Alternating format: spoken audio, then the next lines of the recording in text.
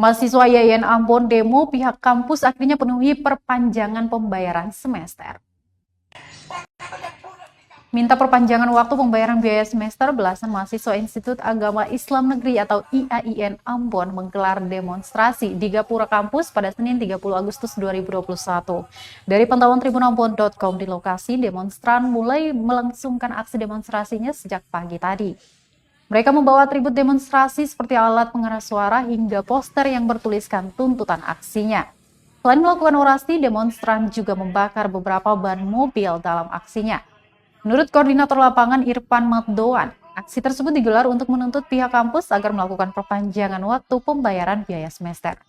Dia mengatakan saat pandemi penghasilan orang tua mahasiswa menurun dibanding sebelum pandemi COVID-19. Matdoan berharap pihak kampus bisa memahami situasi pandemi saat ini yang tentunya berdampak pada perekonomian masyarakat.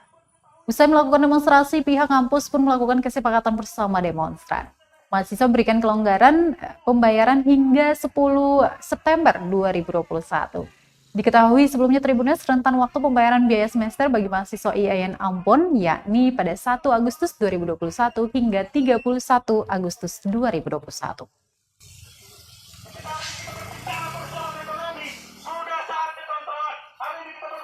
Bukan saja di Maluku, tapi di seluruh dunia mengalami ekonomi yang menurun secara signifikan, saudara-saudara sekalian.